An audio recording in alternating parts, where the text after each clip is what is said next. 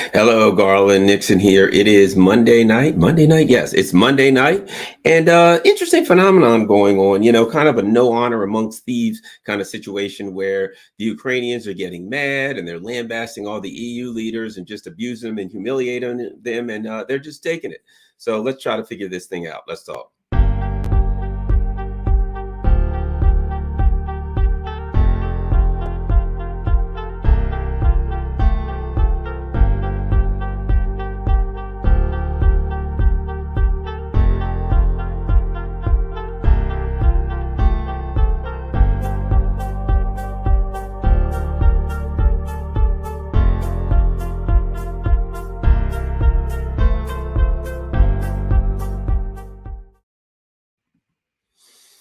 Oh, I think I might have ended my live stream on Rockfin.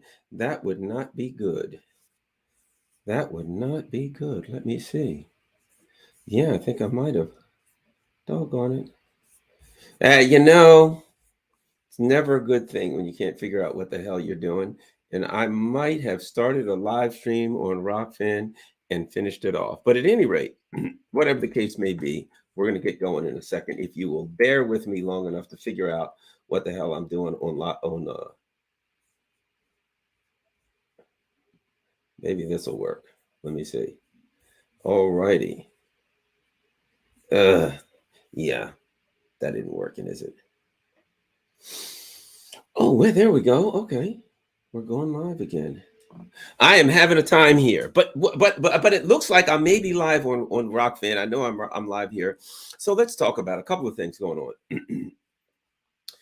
on. There are a couple of articles I want to start with, and it's what's going on.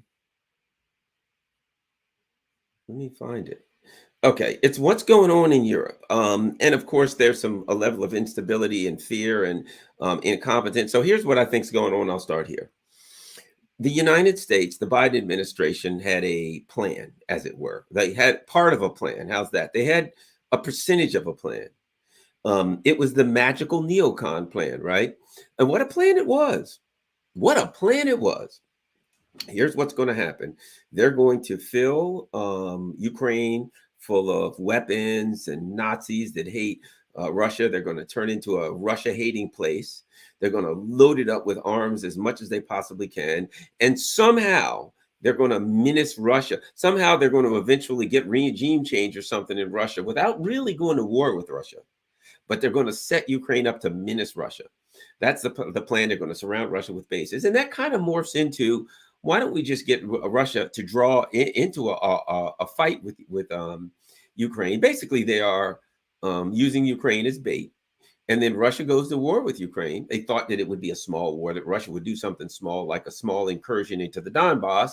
Wouldn't be much of a problem for them. They could then thoroughly condemn Russia, and then they could get in all of the sanctions, because that was the plan anyway. Forget Russia.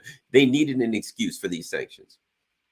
So they got more of a punch than they expected from Russia, and the sanctions are hitting them a lot harder than they thought they would. Right, the EU and the US. So now they're looking at it saying, gee, we got to figure this thing out.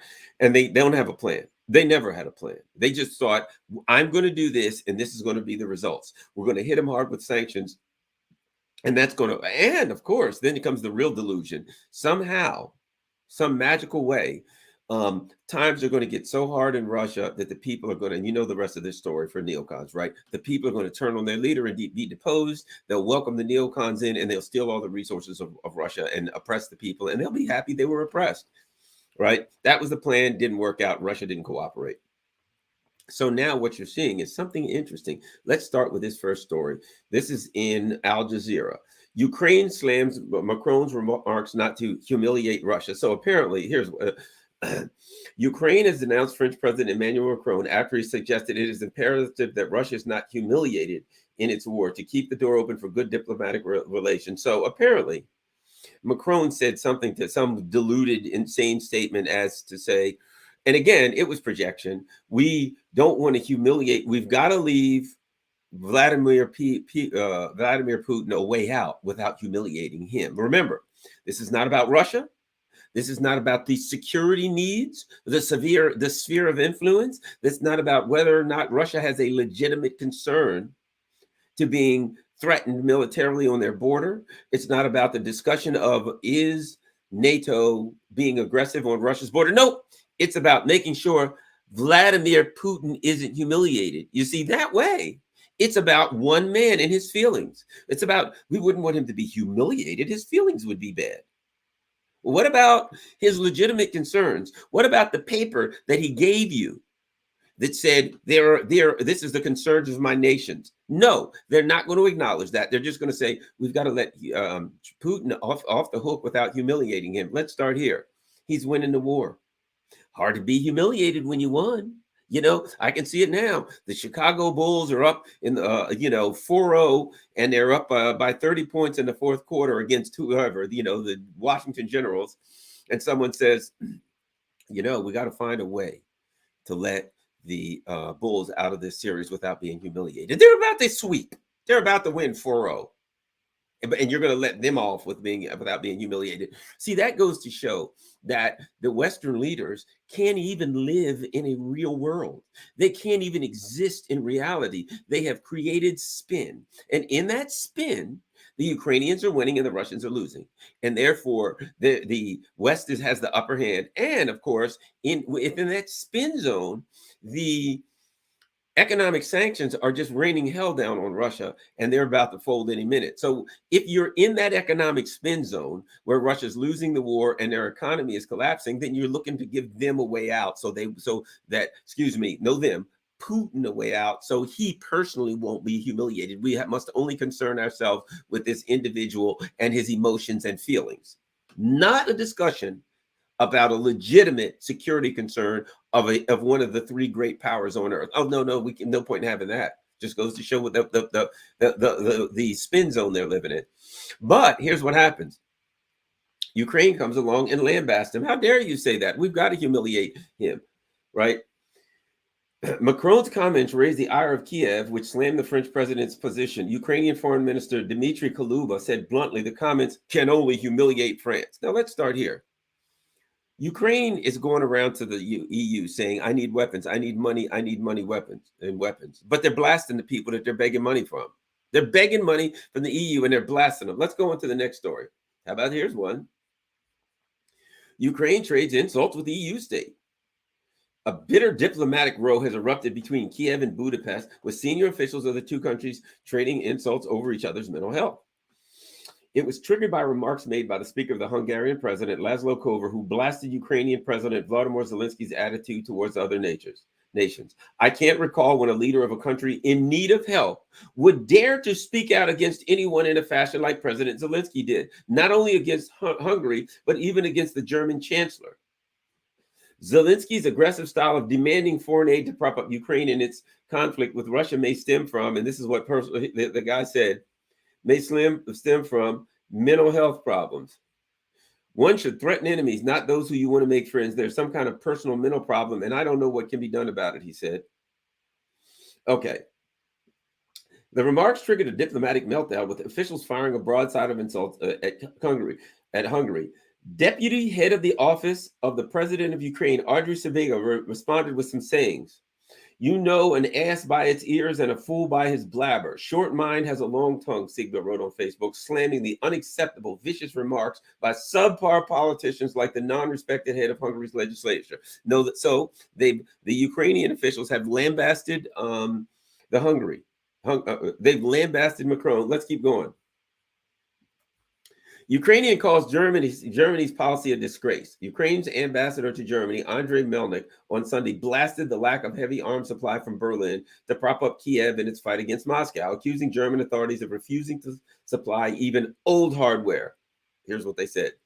The German government cynically refuses to supply us even with old Leopard 1 tanks and Marder IFVs, Melnik stated in a social media post, branding such behavior a disgrace that would go down in history. Doesn't sound like you like the Ukrainian people like the people from Hungary. And what is he mad about? He blasted the lack of heavy arms supply from Berlin. So here's what he said. You scum, you lowlife. We told you to provide us with tanks and weapons and all the latest stuff. How dare you, insolent peasants? We allow you to exist. The effrontery, we accept and allow the effrontery that you display by even existing in our presence. And this is how you repay us, by not giving us what we are owed. See, think about it. They're saying it's called entitlement. What they're saying to France, what they're saying to Hungary, what they're saying to Germany, how dare you not give us what we are owed? We deserve this. And you're an ass. You're humiliating yourselves. It's a disgrace. That's what he says. The German government cynically refuses to supply us, even with old Leopard 1 tanks and Marder IFVs, Melnick said in a statement stated in a social media post, branding such behavior a disgrace that will go down in history. Imagine that. Imagine if I knock on your door. Hello? Yeah, Garland here. Yeah. I was wondering if you could provide me with a stuffed lobster dinner, a nice chablis, a side salad, raspberry vinaigrette, please. Cracked pepper. I don't like the cheap stuff. I got to have cracked pepper, and I need fresh cracked pepper where you grind it and it comes out. That's what I got to have. And that ought to do it. Make sure napkins and silverware, not stainless steel, silver. And you're like, what the hell are you doing at my door? You're out of your mind. How dare you refuse to bring me what I ask? Peasant. That's the way it comes across. You come to somebody's house begging, and then your attitude is, how dare you not give me the level of entitlement? Now let's talk about where that entitlement comes from. Let me tell you what it is. It's like this. Imagine somebody is a billionaire and they've got a spoiled child. And when the billionaire travels, he says, son, you're in charge of the house. And the kid just walks around to the help. Get out of the way. Shut up. I'm the boss now. My daddy's gone, and you'll do what I tell you to do. Ha ha, or my daddy will get you when he comes back. Well, for Ukraine, their daddy is Joe Biden. That's all it is. They're insolent, spoiled, entitled brats. But why? Let me say you like this. I understand. I don't know how people take this, but I'll be honest. I understand where Ukraine's coming from. What you've got is some people who are kind of knuckle dragging fascists. They see the world as the strong and the weak. I know. I was a cop for 20 some odd years. I met one or two people like that in my life, trust me, in a uniform, right? Who are they just see everything as black and white. There's good guys and bad guys. There's the strong and the weak. And here's the thing about people like that. If they sense weakness, they'll tear you to shreds. So when they say to Schultz, how dare you not give me what I want? And Schultz goes, I get what I can right now because the Bundestag will be mean to me. When they see that kind of reaction, and when they slap you, whap, and you just go, ouch, that hurt, please don't slap me. That's Macron and Bojo and these people. These extremists, these far-right people, slap the crap out of them. Bap! And they just go, oh, please don't hit me again. Why? Because the spoiled brat is Ukrainian government, and daddy is the U.S. empire. Daddy is Joe Biden, and they're scared.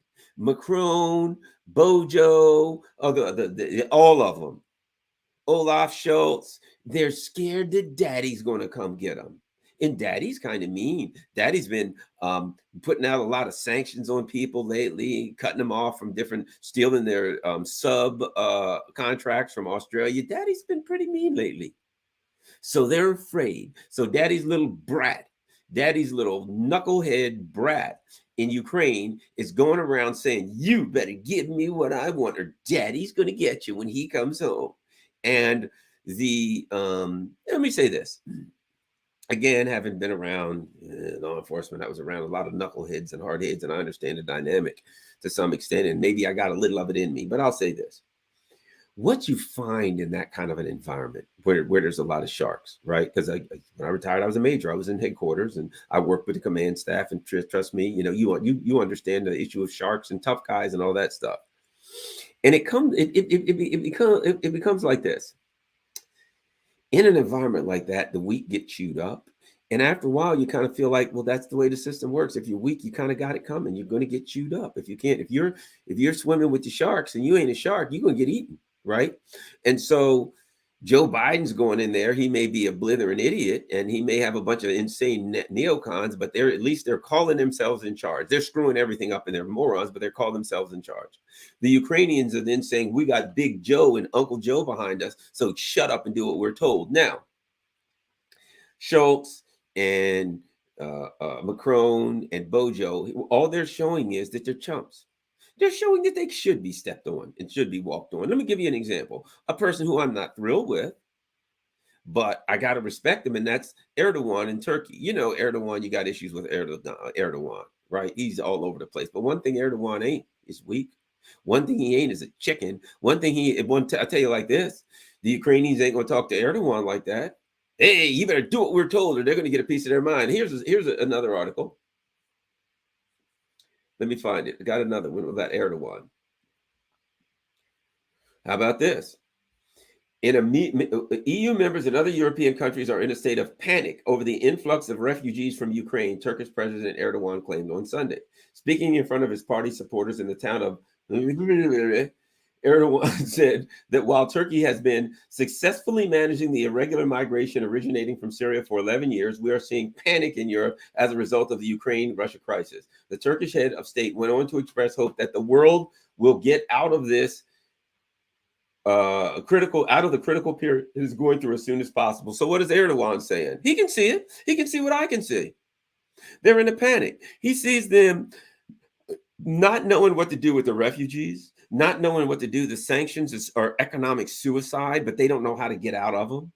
They're wiping out their own economies and to spite Russia, and it's not working against Russia, but it is against them. Their shelves are getting empty. Russian shelves are full. Their prices are going through the roof, and Russia's don't appear to be going through the roof the same. So when you look at it, you're like, you guys ain't winning. Let's see what's going on the ground war. Russia's winning. Economic war. Russia's winning. What are you winning? And what he's saying is Erdogan's looking at these people, and I tell you why. Again, let's get back to it. As I said, I guess I got to be honest. Maybe it comes from my time in law enforcement and, understanding a dynamic where you had to be a bit of a tough guy, especially as you move up the ranks. You got 100 and some people working under you. You can't be soft in law enforcement. Trust me. You could be a nice person, but you got to have a bit of a wolf in you, an alpha wolf in you, So I think that's what's going on. In the same way that I look at Macron and Olaf Scholz, and I'm like, when you're going to let these Ukrainian Slavs, it's the poorest country in Europe, right? It is, as they know as well as I do, a bunch of extremist far right kooks who are a threat to Germany and France and the UK. You got refugees all over the place. You don't know what to do with the refugees.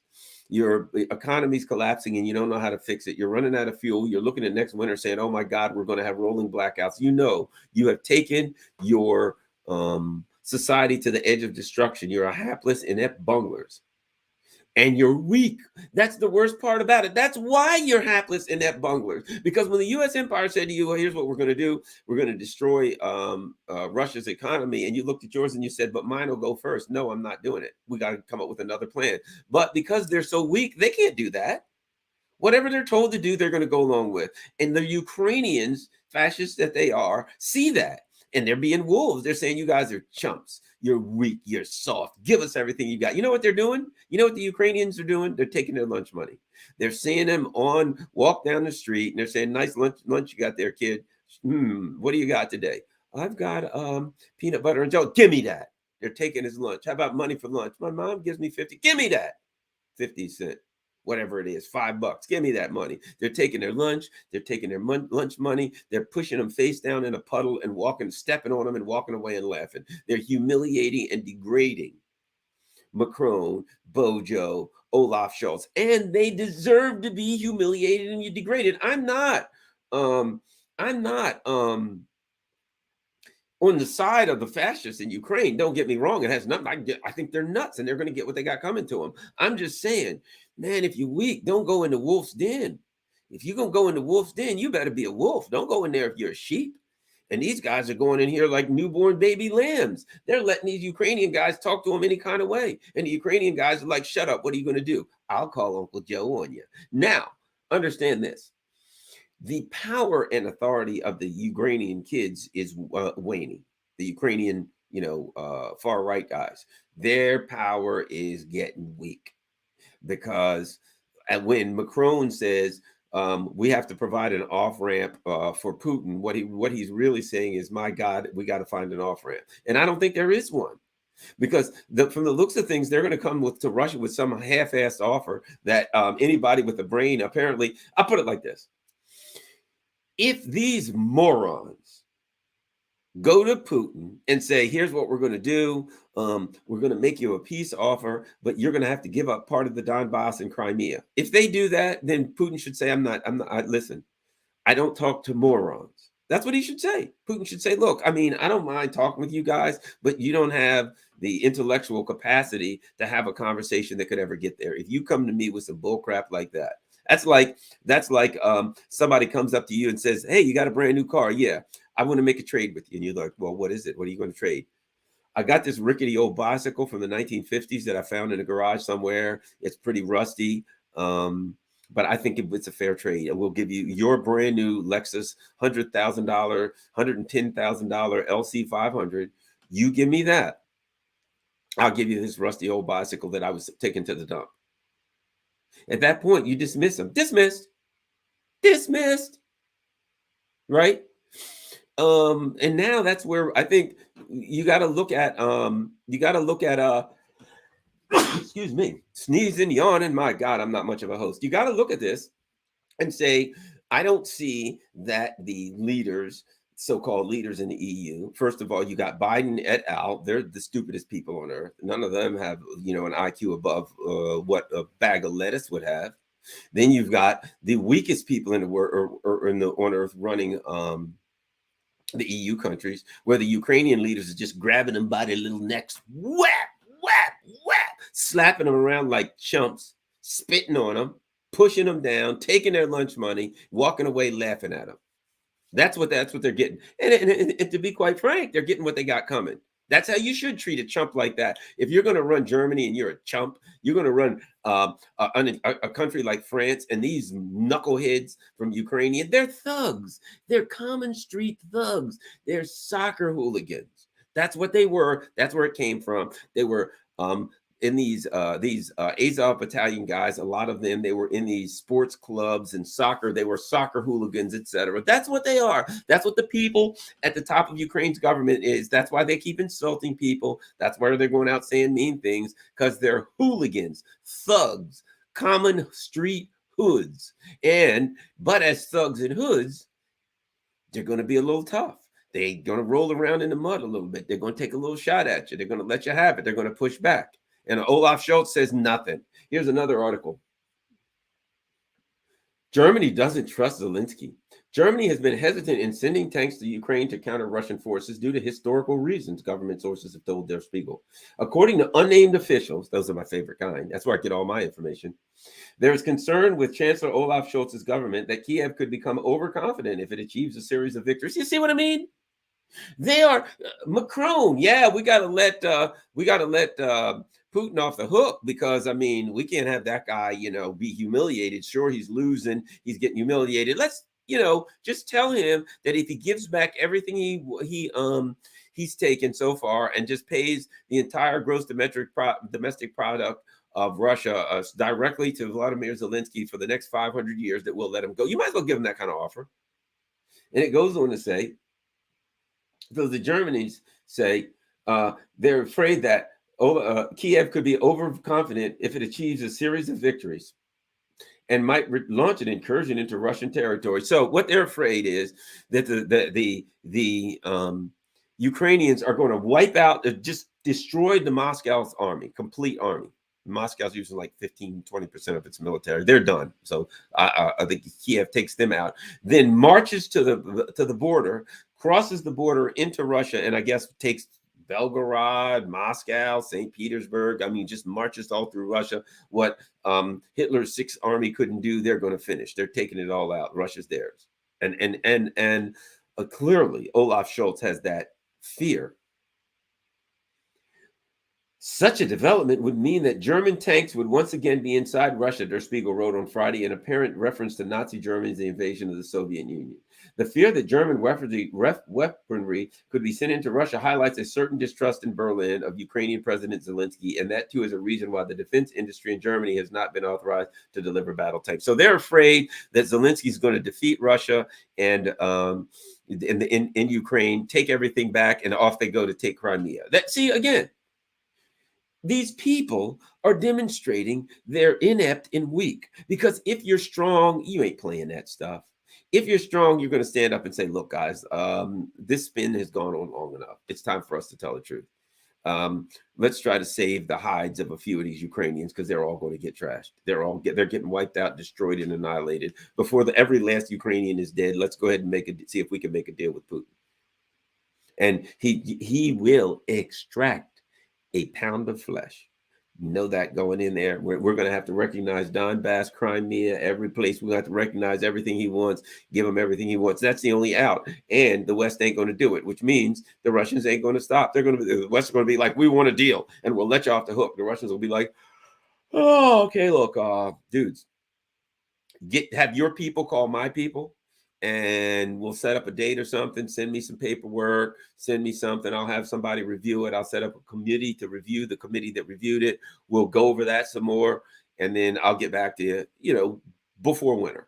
Definitely before winter. I can't say how far, whether it's going to be a 1 hour before winter or a month before winter. Give it to me now. I'll get it to my people, or get it to my people. I don't have time to deal with it. And then sometime between now and winter, we'll get back together and, kick things around, run a few things up a flagpole, see if anybody salutes, get some deliverables, set some benchmarks, we'll do that kind of stuff. But right now, I got some work to take care of in Ukraine. And until that's finished, I don't have time to entertain such prattle. That's what the Russians are going to say, that if you hand them that crap.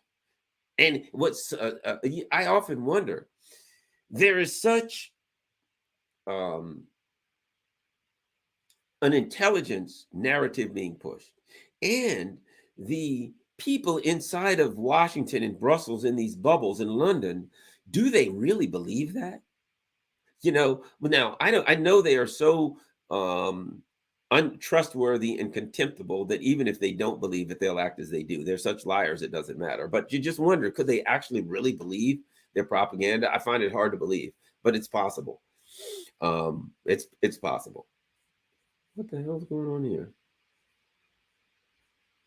So the bottom line is, I guess that's where I'll leave it at, and that is that the Ukrainians are humiliating, abusing, and degrading the leaders of the EU because they can, and because the leaders of the EU are weak, they're feckless,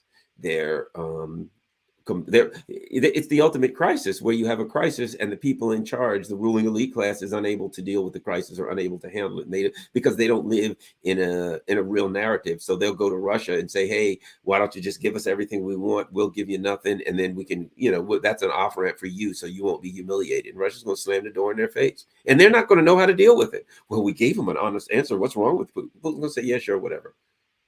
We're taking care of business. We're going to do. And what will end up happening is this: rather than Europe having a say in the outcome, Russia will fully defeat Ukraine as far as they desire. They will impose their will on Ukraine, and then they will impose what they want as the final resolution. And they ain't going to ask for permission. When they get done, they're going to say, okay, we've taken as much land as we can. Poland, if you want this area. Hungary, if you want that area. Look, if you guys want to do this, that's up to you. We've taken what we're going to take. Oh, by the way, in any of these areas of Ukraine, if any NATO hardware starts popping up, yeah, it ain't going to be there long. Yeah, and we're not telling you don't bring it in. We're telling you, if you decide you're going to build a base in any of this new Ukraine part, yeah, we're going to flatten it. So that's up to you if you build it. But you already know we're not bluffing. This is where we're coming from. So I think Russia's going to impose some finality on this at some point, because the West is so screwed up. And the West, here's the problem. To keep the sanctions is destruction for the West. But the West is not strong enough to take the sanctions up. What I mean is this: you got to have some political courage. At some point, you got to be willing to say, okay, I'm going to make a decision. And the decision is I'm out of those sanctions because they're not in or working for my best benefit. They don't have the guts to stand up and do that or to say they're not working now. They can never say they're not working. They got to say, yes, these sanctions are destroying Russia. And the Russians are like sitting in a nice, cozy, warm place, loft in Moscow on a January afternoon. It's below freezing. There's snow and ice outside, and they're sitting in there roasting hot dogs. And meanwhile, the people in Germany are shivering in a corner. And the only thing they got is an old blue and yellow Ukraine flag for a blanket. Out of food, out of time, out of money, and out of patience. So that's the ultimate end to this. Unless it expands. I just don't have a feeling it's going to expand. It probably could, but I don't feel it's going to expand. I feel as though the US and the EU have already decided that they don't want to get in a fight, that they're not in a position to do that right now. And they want to try to redouble their efforts. And here's the other thing. I think they know that they've lost in the EU, that they've lost in Ukraine, and they want to redouble their efforts now and say, let's go here to China. This didn't work. Let's just try to go take China. It's absurd. It's laughable that your economy is crashing. There's murders, there's mass murders everywhere. People mowed down in the street. You have terrible economic strife. You have political instability in your country, and your plan is to go pick a fight with Russia and China. That's your plan. Are you going to address the poverty, the mass shootings, the violence, the economic woe, all of the problems that you have, shortages, supply chain shortages, unbelievable inflation, gas prices and energy prices going through the roof? Are you going to address all of that? No time for that. We have to go pick a fight with Russia and China. And Russia and China are much more stable economically and socially than we are right now. You can't get a lot less stable. And we got to pick a fight with them. Boy, we have some inept leaders. And, Europe has some weak chumps. That's all I can say. At any rate, well, thanks a lot, you all. Let's see what we got here. Anything? Brits are America's puppets on a leash. Very true. What do we got here? Authorities in Warsaw have allowed citizens to forage for firewood and forests to keep their homes heated. Poland is in the midst of a coal shortage after banning Russian imports, and as well it should be. That's what they get. Good for them. Usual situation when it comes to decision making. No one wants to be the first out. Exactly. Mike V says, as soon as the Ukrainian military stops to refuel those vehicles, those Sukhois will pound the crap out of them. Yeah, they're in trouble. U.S. need to go into worldwide piracy to get enough oil like Iran's oil. All right. Well, thanks everybody. I certainly appreciate it. It's Monday night. I didn't have to do my KPFK show tonight. They had some special fundraising drive or something going on. So I will be doing my daily show, and I'll be doing my Pacifica show on Friday. Let me look on Rockfin. I never want to overlook the people in Rockfin. By the way, for those of you who can, please, anybody who has not become a subscriber on my Rockfin channel, that's free. A member is $9.99 a month. That allows you to see the premium videos. I have some premium videos on COVID, but if you pay the $9.99 a month for Rockfin, you can see premium of any of the other creators. And there's a lot of good stuff on Rockfin. Don't just stop at garlandnixon.com. At Garland Nixon, there's a lot of, you're going to really enjoy Rockfin. And a lot of good creators with a lot of stuff that they can't talk about here on YouTube. Also, I have a tip jar, and those of you who can, whatever you can in the tip jar on Rockfin. I am demonetized right now for having the very conversations that I have right now. So I can't make any money on whatsoever on YouTube. So I'm demonetized there for, challenging the mainstream narrative in the Ukraine debacle. One-time payment, you can go to PayPal, garlandin@gmail.com. You can go to Patreon if you can do whatever you can do. If it's $3 or $5 or $10 or $20 or $100, whatever you can do a month on Patreon, I appreciate it. There's my Patreon, patreon.com/Garland Nixon. All that stuff's also in the show notes. I thank everybody. Thank all the people on Rockfin. Peace. Oh, by the way, I almost forgot. Look up Matthew Ehret. He's a brilliant guy. I'm going to have Matthew Ehret on Thursday night. Let me tell you when. Matthew Ehret. That's spelled Ehret. You're going to love this guy. He's really brilliant fella. He really clears up a lot of things. Let me spell it. Yes, Ehret. Ehret. Matthew Eric. He's going to be awesome. So make sure Thursday at 9 p.m. Eastern Standard Time, you are here to check him out. Got some more guests, good guests. You know, I always have lots of great guests here, and we have a good time. He had a great session on the Convo couch. Yeah, he's good. All right, you all. Well, thank you very much. PayPal, Patreon, tip jar on Rockfin, whatever you can do to help the cause and keep the channel going. Thanks. I'm out.